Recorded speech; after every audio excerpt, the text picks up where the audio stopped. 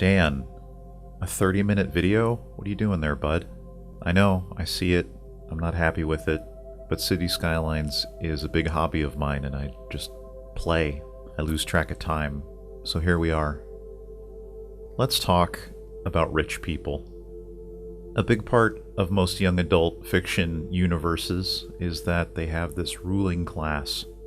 Sometimes that ruling class is very outwardly wealthy, and sometimes it's just a government that has way too much power, which is a thing that really resonates with, teenagers because they're parents and all that.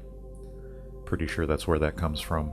Anyhow, I'm going to try to reference both of those origin stories with the wealthy neighborhood here in Allantia, full of politicians and influencers and propagandists and oligarchs, that kind of thing. And here's my take on what a wealthy neighborhood would look like in Allantia. First of all, it would be physically higher than the rest of the island. And as you can see, the raising of that land would also severely inconvenience the working class folk, as it often does.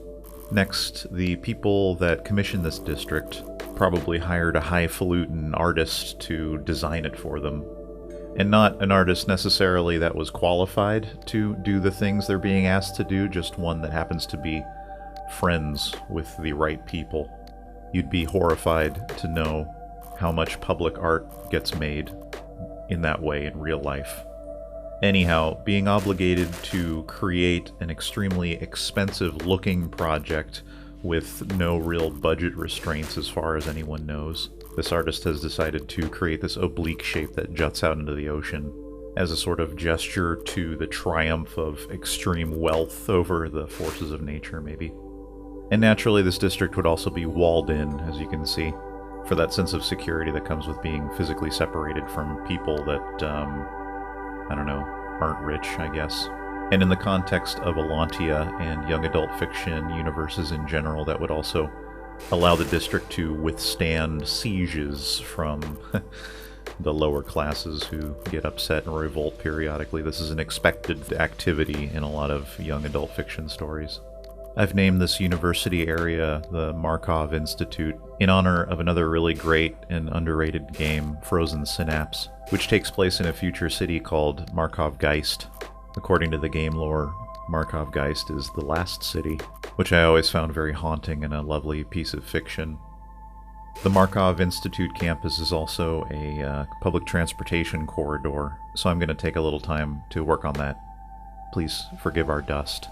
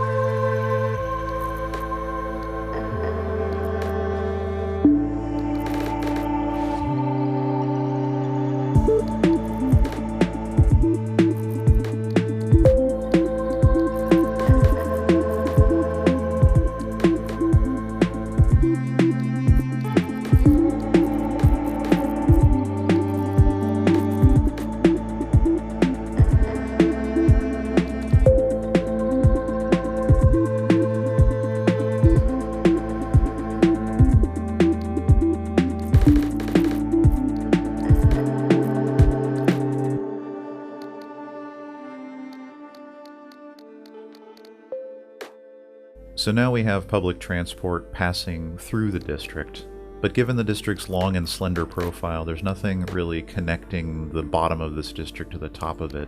And I still want to avoid buses if I can, only because I've never built a city without buses before. And so what I settled on was this gondola Skyway system. So this was a nice time to try it out. And the Skyway runs along this park, which I've called The Reach, in honor of one of my favorite areas of Skyrim, or if you want to believe it's from Halo, that's fine too, I guess. Now let's talk about high-density areas in city skylines. I am not a fan, generally, and my mild cynicism is often reinforced by the high-density districts I see other people build here on YouTube or on the City Skylines Reddit community. It seems as though a lot of Skylines players define a city as a tall, dense, concrete jungle, and I find this highly unrealistic and also undesirable and unsustainable. It seems like most cultures that have built skyscrapers in the past are regretting it in the work-from-home era because they're ending up being these hyper-expensive derelicts that nobody uses. Monuments to industrial-era philosophies about building cities the way we think people should work, not the way that they actually do work or want to work. Anyhow, this is all along justification of my style of building high-density residential areas. Ideally, I would not designate an actual high-density area. My preference is to have low-density neighborhoods with occasional high-density plots, which I did in my engineering district and a little bit in the farming district, although I was really trying to avoid high density there. If I had to classify my preference, I would even call it like Soviet, where multi-story buildings are built out of necessity, not hubris, and they have a lot of natural space around them. So here in the House of Crystal Towers district, my compromise is that I'm going to mix in a lot of low-density commercial in between skyscrapers, presumably. There's going to be parks and plazas and empty space.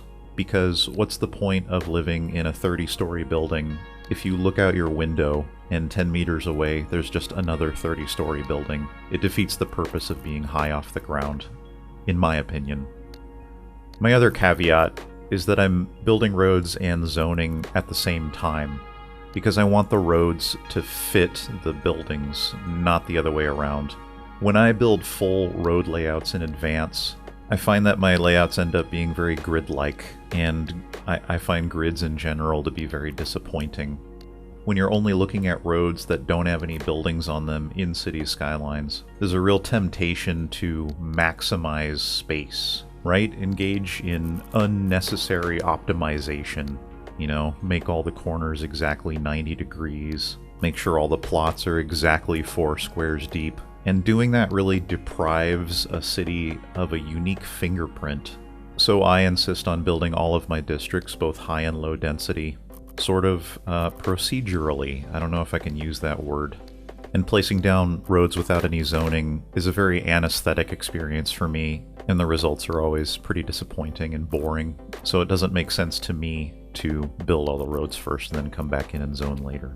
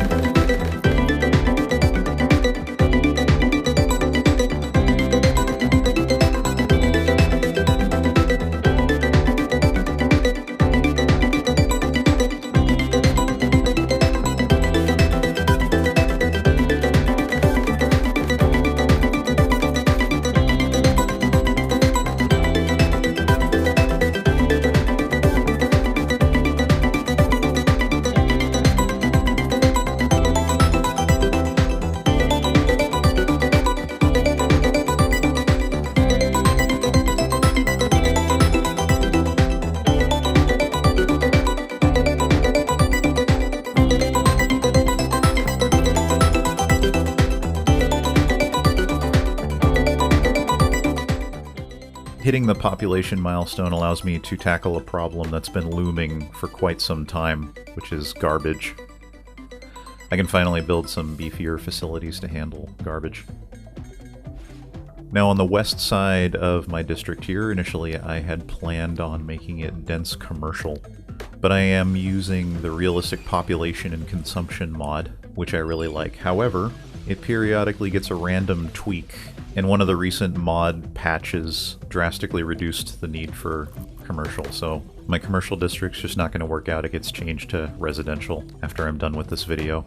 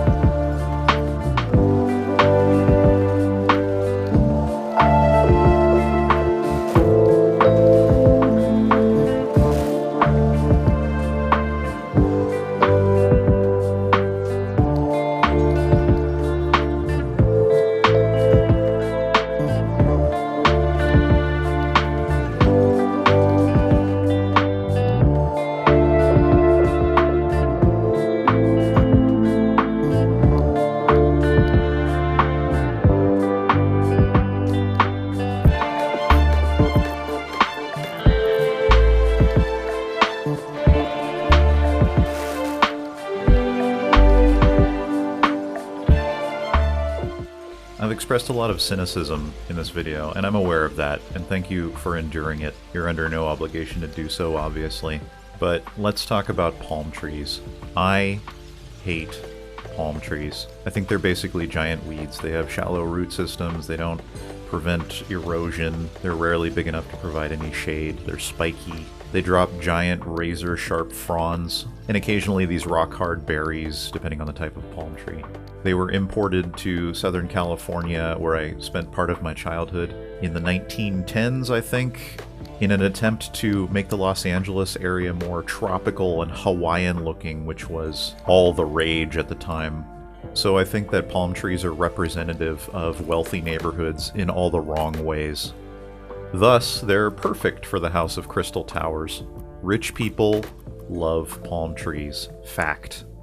So I'm going to absolutely douse this district in palm trees. I'm sure they'll love that.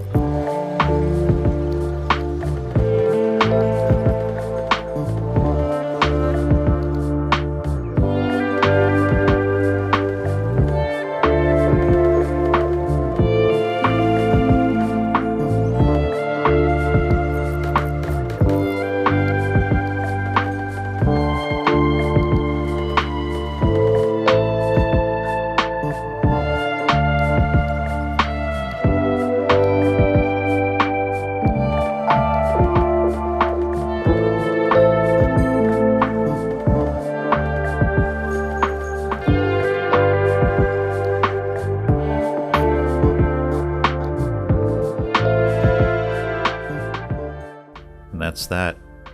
I'm 90% sure that I'm going to finish the north side of this district while I'm not recording. I really want to move on to another district idea that I have. I think you get the general gist of the House of Crystal Towers. I pinky promise that I'll get the tram system working next episode. Thanks for hanging with me, and I'll see you soon.